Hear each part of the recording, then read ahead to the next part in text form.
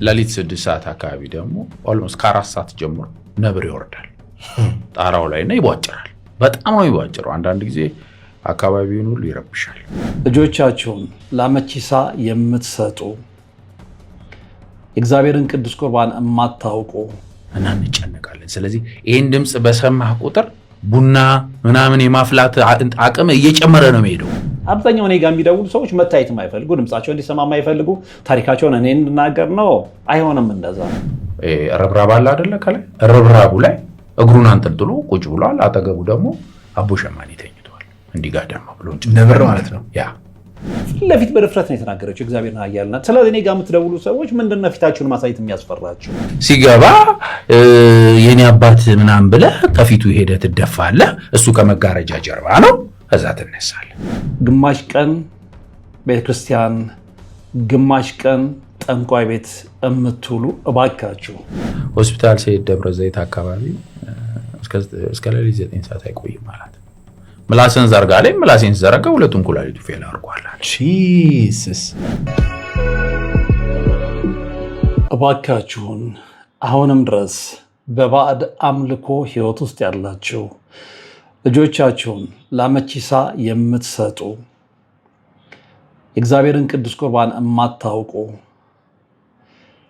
ግማሽ ቀን ቤተክርስቲያን ግማሽ ቀን ጠንቋይ ቤት የምትውሉ እባካችሁ ከራሳችሁ አልፋችሁ በልጆቻችሁ ላይ ጣጣ ታመጣላችሁና ከዚህ ድርጊታችሁ ታቀቡ። ከዚህ ድርጊታችሁ ውጡ። ከእግዚአብሔር ጋር ታረቁ። ንስሐ ግቡ። ይሄንን እንድል ምክንያት የሆነኝን ታሪክ እንደሚከተለው አቀርብላችኋለሁ። በጣም ኢምፕረስ ያደረገኝ ታሪክ ስለሆነ ነው የማቀርብላችሁና ይህ ወንድም እንግዲህ በማን ያዘዋል እሸቱ ፖድካስት ላይ ቀርቦ ነው የህይወት ታሪኩን ያጋራን። በጣም በሚገርም ሁኔታ በጠንቋይ ቤት እንዳደገ መንፈሱ የሙት መንፈስ አናጋሪ እንዳደረገው እና ሌሎችም በጣም የሚገራርሙ ታሪኮችን ተናግረዋል እና በሱ ላይ ነው ሪያክት የምናደርገው። ይሄንን ታሪክ የመረጥኩበት ዋና ምክንያት ምንድነው? ያው እንግዲህ እኔ ብዙን ጊዜ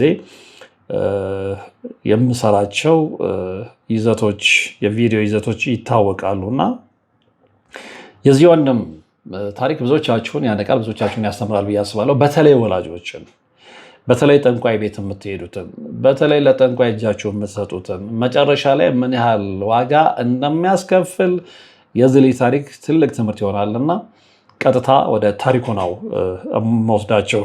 እንግዲህ ከህፃነቱ ጀምሮ ጠንቋይ የሚያደርገውን ነገር እያየ ስላደገ አሰራሩን በደንብ አውቆታል ይሄ ባለታሪካችን ማለት ነው እና በጣም በሚገርም ሁኔታ ብዙ ለማመን የሚከብዱ ነገሮችን ነው የገለጸው። በጣም በሚገርም ሁኔታ እና ይሄንን እንኳን እየሰሙ ይሄንን ታሪክ እየሰሙ ወደ ጠንቋይ ቤት ከመሄድ የማይታቀቡ አሉ። ዛሬ አዲስ አበባ ውስጥ በጣም በርካታ ሰዎች የሀብት ምንጫቸው ይታወቃል። በተለይ ለትልቅ ስኬት አለው ለትልቅ የሀብት ደረጃ የበቁ ሰዎች አብዛኛዎቹ ከአዲስ አበባ ውጭ በአዲስ አበባ የቅርብ ርቀት ላይ የሚሄዱባቸው ጠንቋይ ቤቶች ሁሉ የሚታወቁ ባለሀብቶች አሉ። ይሄ አያዋጣም ነው። ይሄ መጨረሻ ላይ መስዋዕትነት ያስከፍላል ነው እያልን ያለ ነውና ልብ ያለው ልብ ይላል፣ የሚሰማ ይሰማል፣ የማይሰማ ዋጋ ይከፍላል። ይህንም በእርግጠኝነት መናገር ይችላል።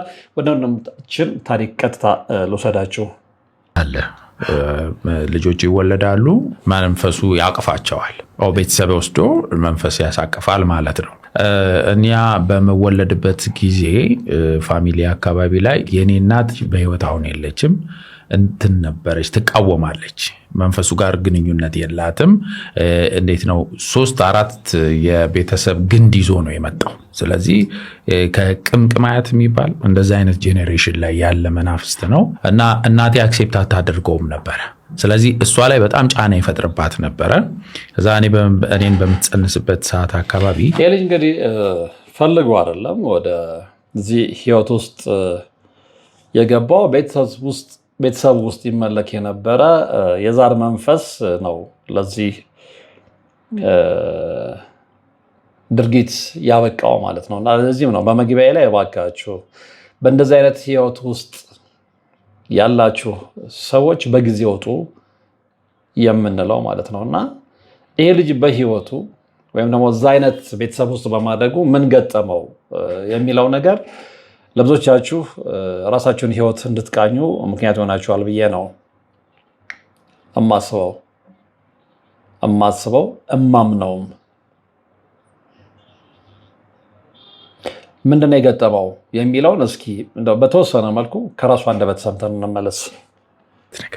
ይሄ ልጅ የኔ ነው ፈጽሞ እንዳትገዩ ይላትና ሊወለድ ፕሮግራም ስላደረገ ከሚፈርድበት ከመጋረጃ ጀርባ ነው የሚፈርዱት። ስለዚህ መጋረጃ ገልጦ ይወጣና ከተሰበሰበው ማህበረሰብ ፍርድ ፈልጎ እዛ የሴሬሞኒውን ከሚያደርገው ማህበረሰብ ገንዘብ ይሰበስባል። ከዛ ያንን ገንዘብ ይሰበስብና ይህን ታረሽበት ብሎ ይሰጣታል። ስለዚህ ከዛ ነው ታሪክ የሚጀምረው ማለት ነው። ተክለ ሃይማኖት ነው ባይዘው ተወልጄ ያደግኩትና እዛ አካባቢ ላይ ይሄ መንግስት የሚያስቆፍራል። በነገራችን ላይ ይህንን መርሃ ግብር እንግዲህ ያቀረብኩት በሁለተኛው አማራጭ ቻናሌ ወርቅ አፈራው 2 ላይ ነው። የዚህም ቻናል ተከታታዮች ምናልባት ሰብስክራይብ ያደረጋችሁ እንዲህ አይነት ጠቃሚ ራሳችንን የምንቃኝበትን መርሃ ግብር ተከታተሉ ዘንድ ማስታወስ እፈልጋለሁ። ለቻናሉ አዲስ የሆናችሁ ሰብስክራይብ አድርጉ። እንዲሁም ደግሞ ሁላችሁን ይህን መርሃ ግብር ሲጀምሩ ላይክ ያደርጋችሁ መጀመራችሁን እንዳትረሱ። ቀጥታ ወደ ባለታሪካችን የራሱ ምስክርነት ነው መወስዳችሁ፣ ሰምተን እንመለስ። ጉድጓዶች አሉ አይደል? ሽንት ቤት የጋራ እዛው 3 ሜትር ላይ በ3 ዓመት ገብቼ ነበር። ማን ከተተ? ድንገት በዳዴ ነው የሚሄደውና ወድቃለሁ። ስወድቅ እንዳጋጣሚ እናቴ ምስኪን ደሃ ስለነበረች የምለብሰው ልብስ በጣም ብጫቂ ነበረ። እሱ ይዘኛል፣ በሚስማር ያንጠለጥለኛል ማለት ነው። ከዛ በኋላ በገመድ ነው ጎትተው ያወጡኝ።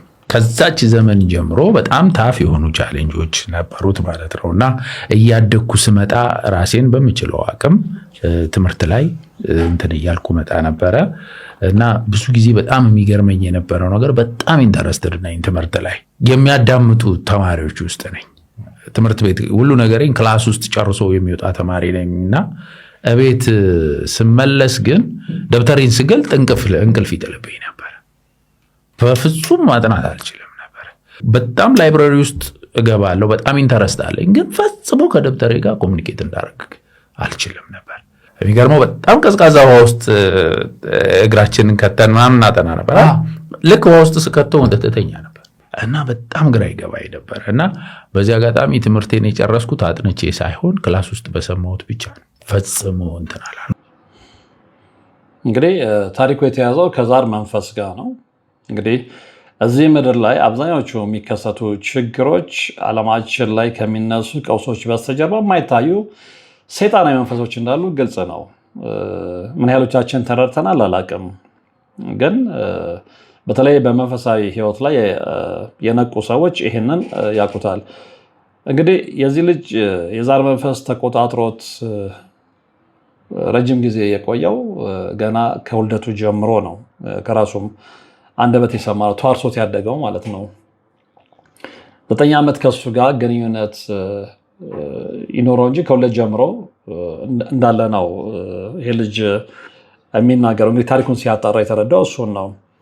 እንግዲህ አመቺሳ የሚባል ሕግ አለ። ብዙዎቻችሁ እንደምታውቁ ልጆች ይወለዳሉ፣ ከዛ በኋላ መንፈሱ ያቅፋቸዋል። ያ ቱፍታ ይሰጣሉ ነው የሚባለው። ቤተሰብ ይወስድና ለመንፈሱ ያሳቅፋሉ እና ይሄም ወንድማችን በሚወለድበት ጊዜ እንግዲህ ቤተሰብ አካባቢ እናቱ አሁን አይ ቲንክ በህይወት የሉም። ይህንን ድርጊት ግን ይቃወማሉ። ከመንፈስ ጋር ግንኙነት የላቸውም። ግን 3-4 የቤተሰብ ግንድ ይዞ ነው የመጣው።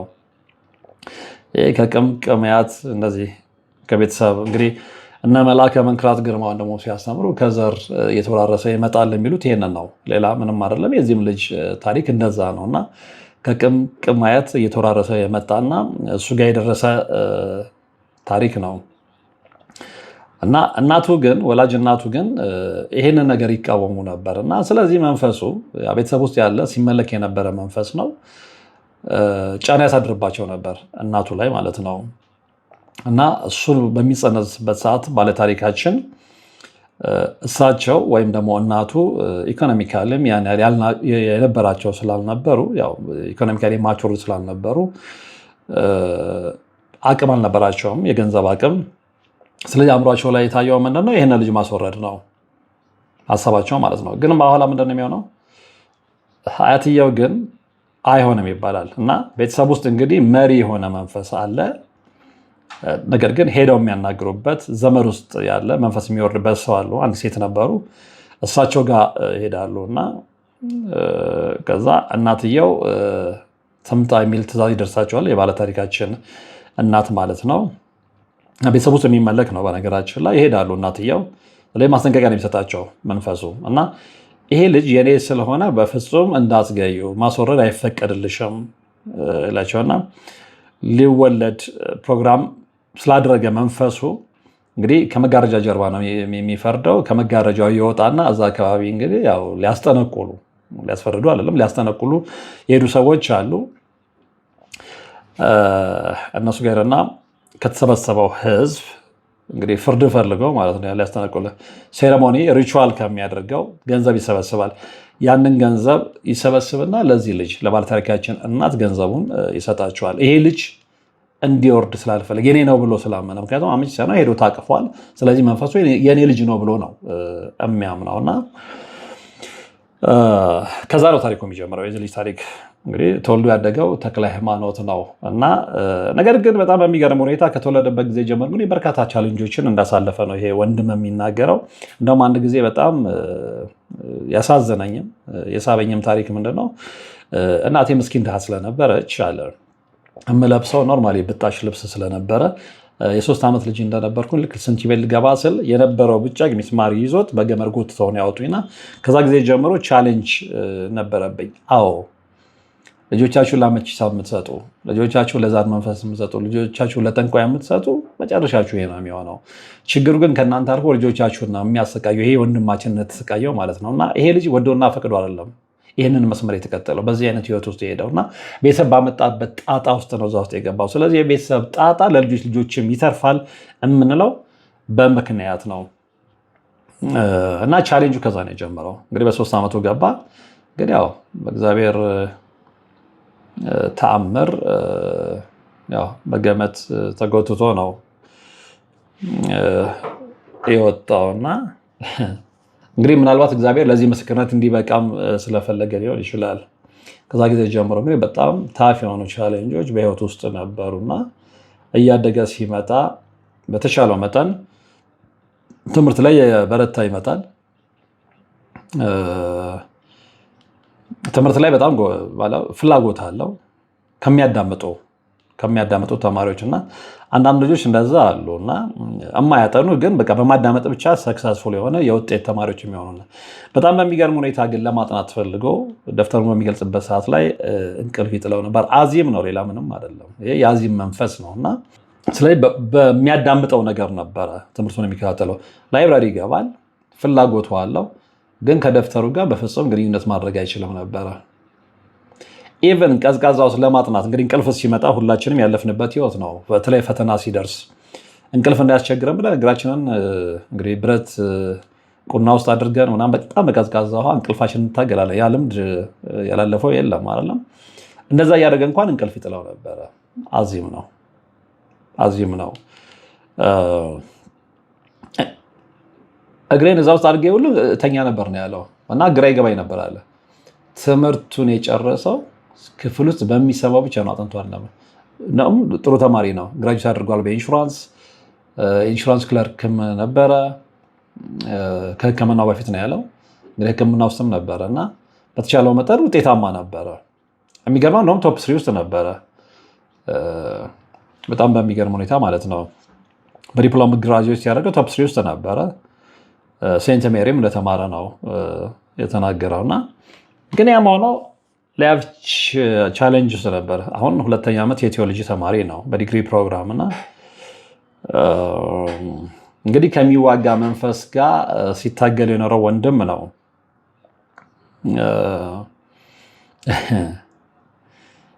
እዚህ ጋር ኪ የሆነ ጥያቄ አንስተዋል።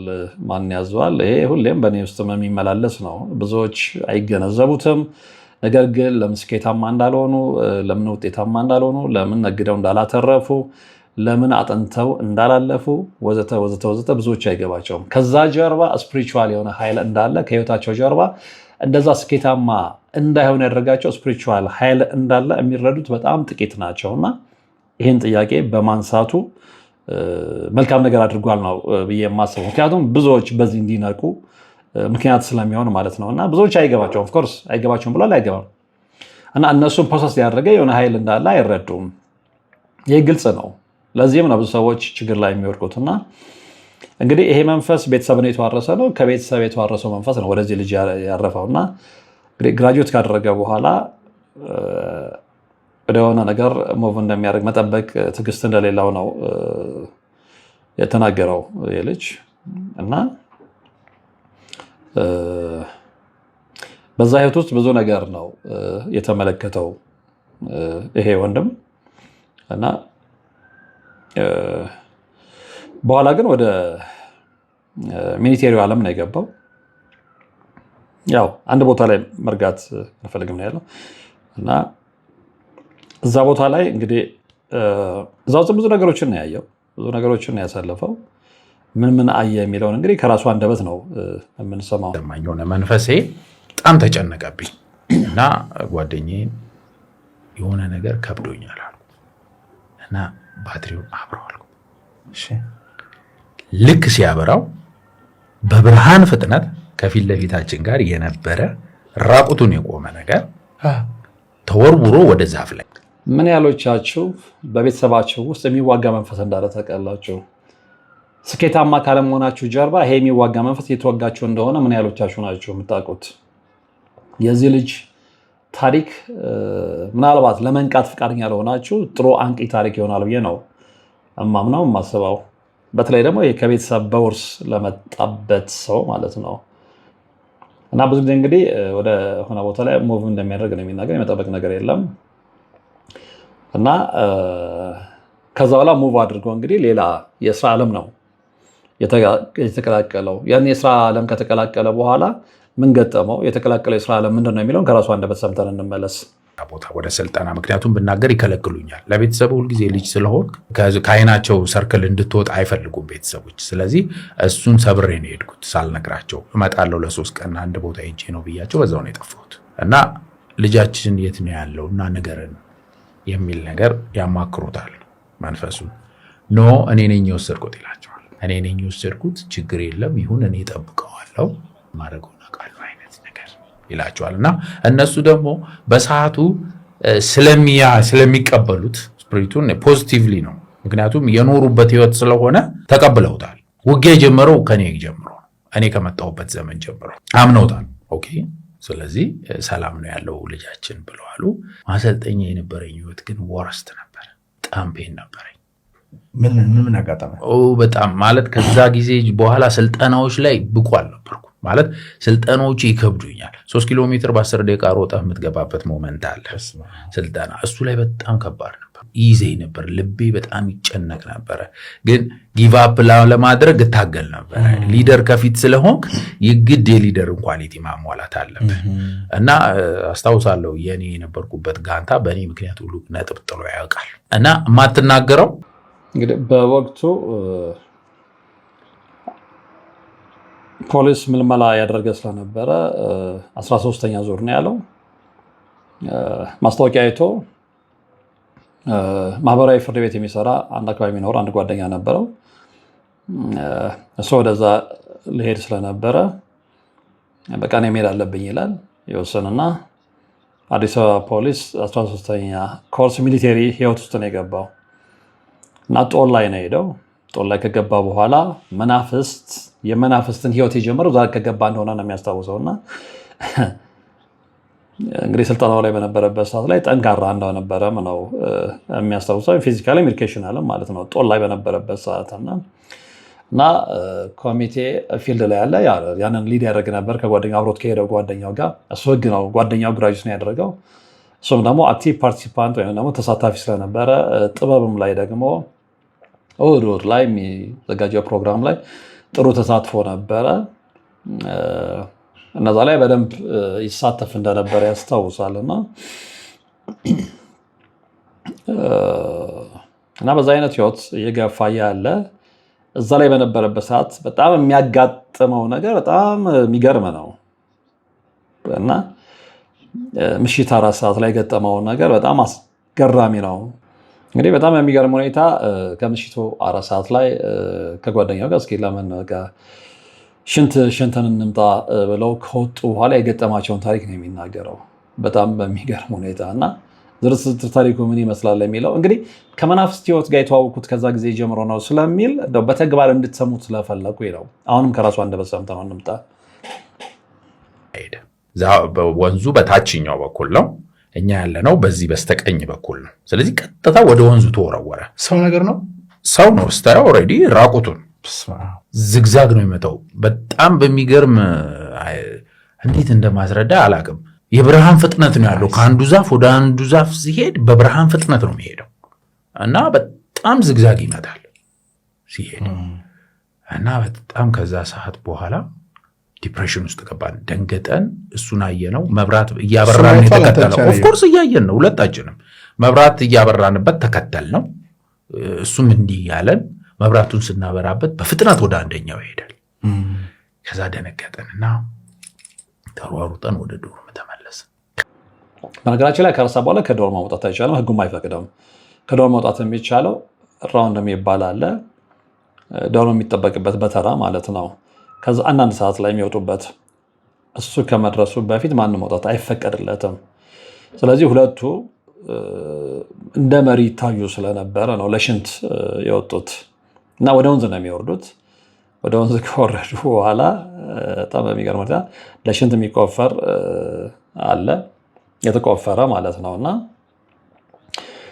እነሱ ያሉበት ሻለቃ 4 ይባላል። እዛ ጋር ሽንት ለመጠቀም ጨለማ ነው፣ ማብራት አይችሉም። ምክንያቱም መብራት የማያበሩት አሰልጣኞች ካዩ እንዳይቀጡ ስለፈለጉ መብራት ሳያበሩ ነው ወደዛ የተጠጉት። እና ቅጣቱ ደግሞ ወታደራዊ ቅጣትን ታውቁታላችሁ።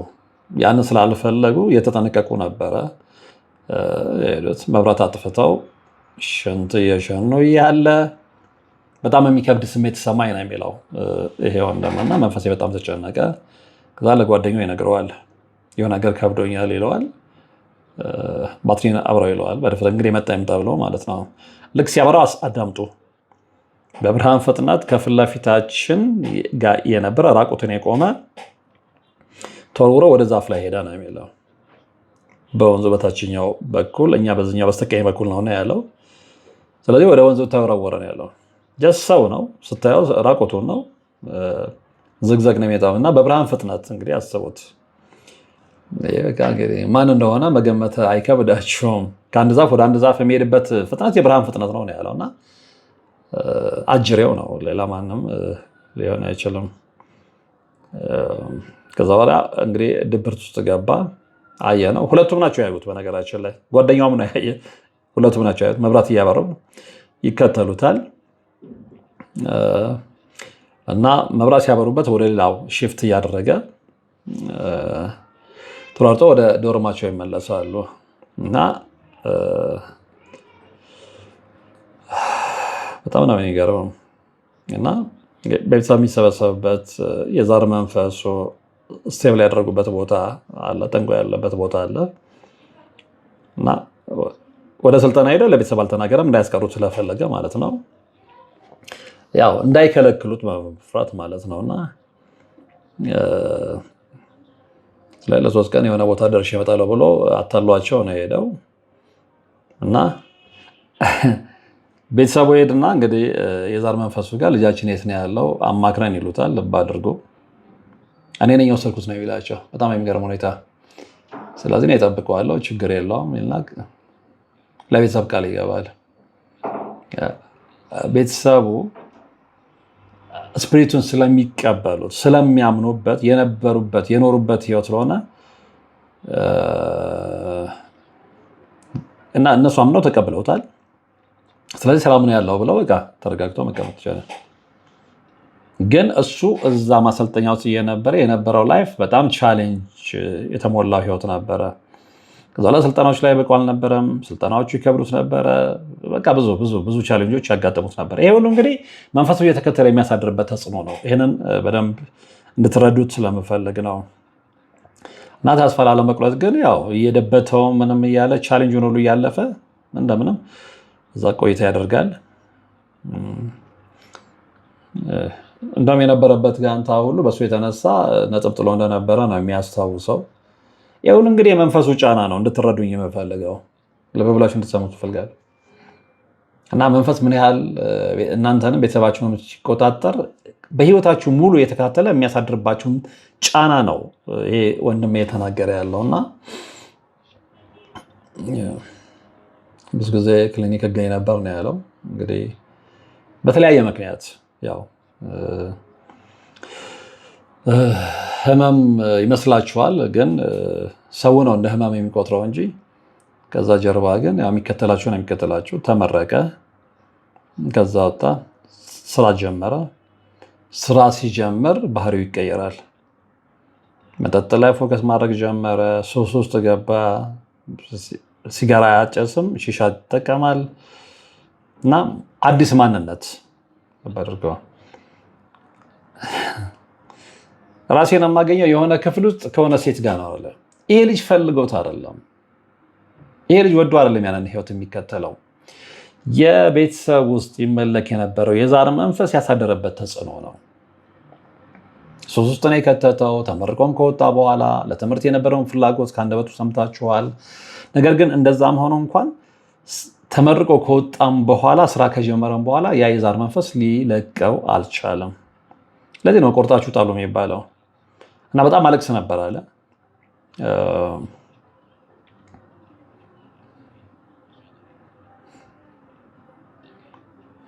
በጣም በሚገርም ሁኔታ ከሴት ጋር ራሴን አገኘዋለሁ ብሏል። እና ምንድነው እና ሲያለቅስ ይደነግጡና ሴቶቹ ምንድነው ችግር ካለ እንውጣ ሲሉት አይ ምናምን ነው የሚላቸው። ነገር ግን ግንኙነት አላደርግም ነበር ነው የሚለው። እንግዲህ ምን ያህል እርኩስ ጨካኝ እንደሆነ አጅሬው በዚህ ማወቅ ትችላላችሁ። የቱ ጋር እንደሚወስዳችሁ አታውቁም። የቱ ጋር እንደሚያስተኛችሁ አታውቁም። የቱ ጋር እንደሚያውላችሁ፣ የቱ ጋር እንደሚያሳድራችሁ አታውቁም። ምክንያቱም ጫናው ቀላል ስላልሆነ። ለዚህም ነው እባካችሁ ቤተሰባችሁን ፈትሹ፣ ራሳችሁን ፈትሹ፣ ጀርባችሁን ፈትሹ የሚባለው። እንቀጥል። ያደገበት ህይወት ያ አይደለም። ሰንበት ትምህርት ቤት ተምሯል። ይሄ ልጅ ራጉኤል ነው የተማረው፣ ያውቀዋል ያንን ህይወት። ግን ያልፈለገው ህይወት ውስጥ ነው የገባው፣ ከቤተሰብ በመጣ የዛር መንፈስ ጫና ማለት ነው።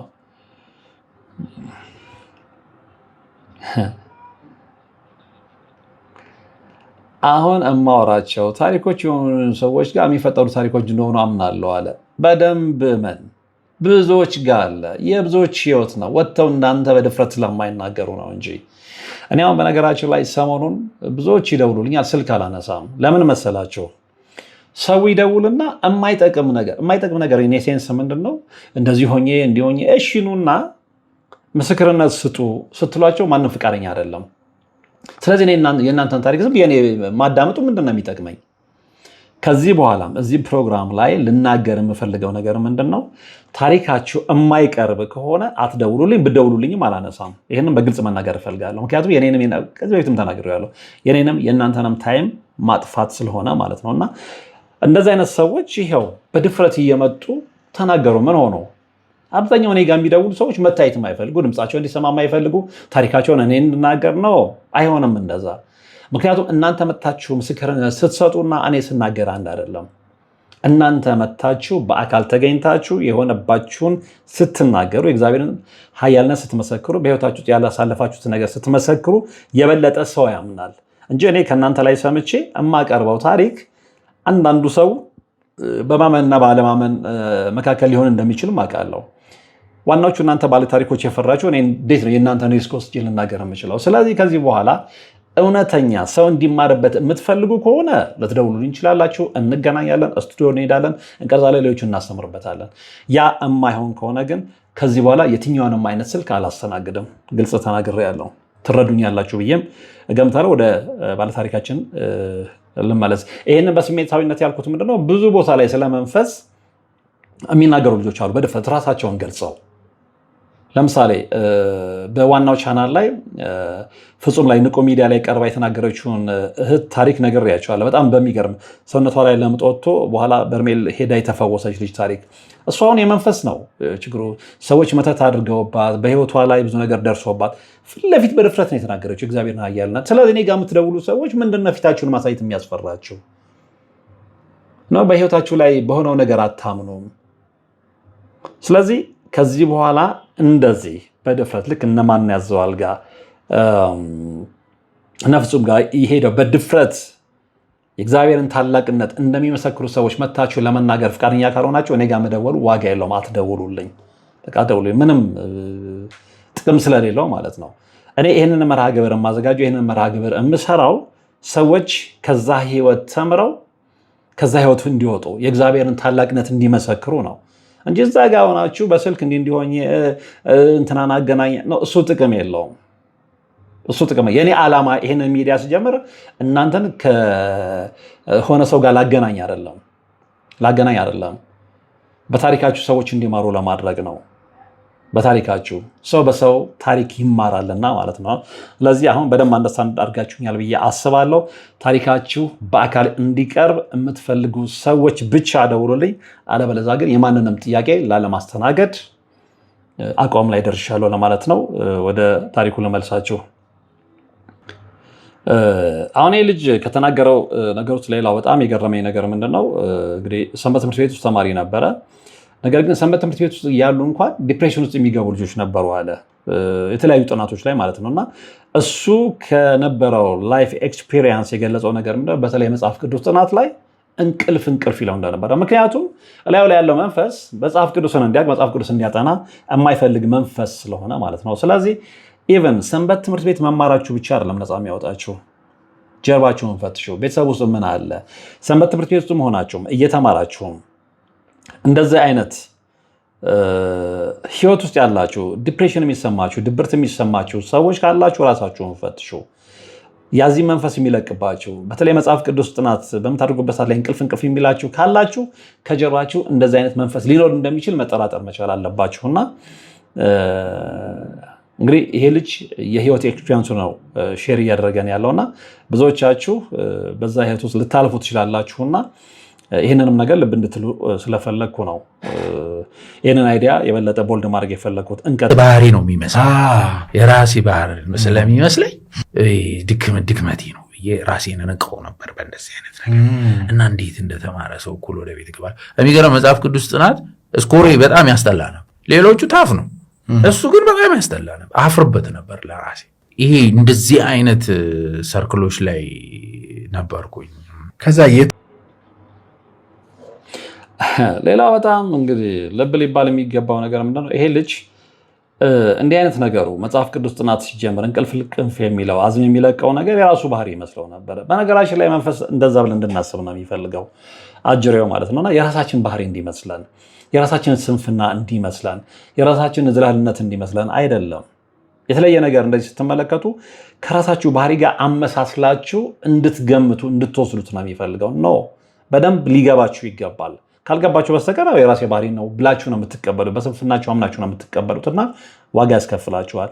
ስለዚህ እንደዚህ አይነት የተለየ ነገር ስትመለከቱ ኖ ከዚህ ጀርባ የሆነ ነገር ሊኖር ይችላል። ስለዚህ ምንድን ነው ያንን መፈተሽ የሚችለው በጸበል ነው። ያንን መፈተሽ የምንችለው በጸበል ነው። ያንን መፈተሽ የምንችለው በጸሎት ነው፣ በመቀጥቀጥ ነው፣ በቅዱስ ቁርባን ነው። አለበለዚያ ግን የራሴ ባህሪ ነው ብለን የምንጃጃል ከሆነ እንዳጃጃልን ነው የሚቀጥለውና ከመጃጃል ደግሞ ራሳችንን ልናደን ይገባል። ወደ ወንድማችን ታሪክ እንመለስ። አብረን አላደግንም። ሃፍ ብራዘር ነው፣ ብዙ አላደግንም። 1-3 ዓመት ነው አብረን የመቆየት እድል ያገኘ ነው። ሌላ ፋሚሊያችን ጋር ነበር ሲኖር የነበረውና እሱ መጣ፣ ታመመ። ሯጭ ነበር፣ ታመመና ያው ይድናል በሚል ወደዛ ወሰዱት። ብዙ አልቆየም፣ ወዲያው ነው የሞተው። ጠንቋይ ባይዶ ብዙ አልቆየም፣ ወዲያው ነው የሞተው። እንደውም ተወቅቶ ነው የሞተው። ምን ተብሎ ፈጠነ አይነት ልጄ ፈጠንክ አይነት ነገር ነው የሚለው ስፕሪቱ። ፈጠንክ ለምን ትንቀዠቀዣለህ ልጅ አይደለህም ወይ ብሎ ለህመሙ ብሌም ራሱን አደረገው ልጁ እና ኦልሬዲ እሱ እንደማይድን አይነት መንፈስ ለፋሚሊው አጋርቶ ሞተ ማለት ነው። ከዛ በኋላ ፋሚሊው ፍርሃት ውስጥ ገባ ማለት ነው ወዲያው። ሌላው ምንድነው እንግዲህ በዚህ ልጅ ህይወት ላይ የተከሰተው ኦልሞስት 94 አካባቢ እንደሆነ ነው የሚያስታውሰው እና በግማሽ ወገን የሚወለድ ወንድሙ ጋር ሃፍ ብራዘሩ ማለት ነው ይመጣል፣ ይታመማል እና ቤተሰብ የወሰደው ያው እዛው የዛር መንፈስ አምላኪው ጋር ጠንቋዩ ጋር ማለት ነው እና ብዙ አልቆየም ይሞታል።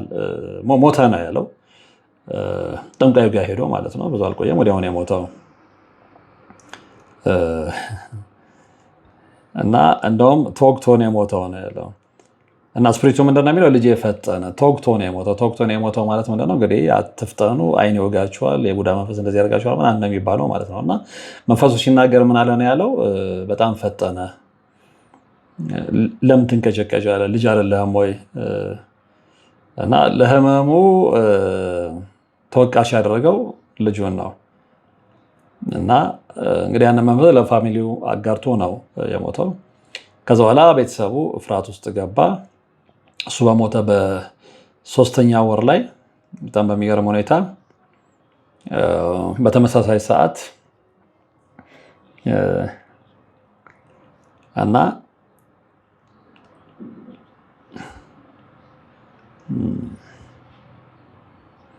ጥሩ 3ኛ ወር ላይ ወንዳያቱ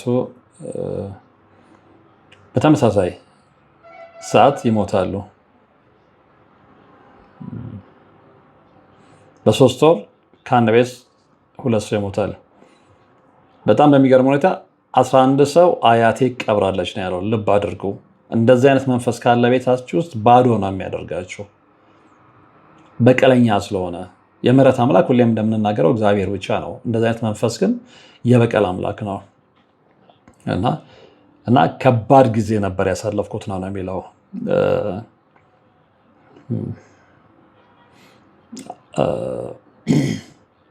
ዘግተን የሚያደርጉትን ያድርጉ ተብሎ ወደ ጠንቋይ ቤት ገባን ማለት ነው። ተዘግቶ ቤት ሰዎች ሲመጡ በር ላይ ቆመው ማንም በሌለበት አልቅሰው ይሄዳሉ ማለት ነው። እኛ ተጠቅልለን እና እንዲህ እያለ እንግዲህ ሰፊውን ታሪክ ነው የሚናገረው። ሰፊውን ታሪክ ነው። ከዛ በኋላ ይታመማል፣ ኩላሊቱ ፌል ያደርጋል። ሐኪም ቤት ሲሄድ ኩላሊቱ ፌል እንዳደረገ ይነገረዋል። ብዙ ቻሌንጆችን ያሳልፋል። በዚህ ታሪክ ውስጥ ለነገራችሁ የፈለኩት ነገር ምንድን ነው? እናንተ ስለለፋችሁ፣ እናንተ ስለጣራችሁ፣ እናንተ ስለጎበዛችሁ፣ እናንተ ፍላጎት ስላላችሁ ሰክሰስፉል የሆነ ህይወትን አትኖሩትም። ግን የመጣችሁበት ምንጭ ወሳኝነት ይኖረዋል። ይሄ ልጅ እንግዲህ የራሱ ትልም አለው። ትምህርት ላይ ያለውን ፍላጎት ነግሮናል። ራሱን ለማሻሻል ጥረት ማድረግ ይፈልጋል።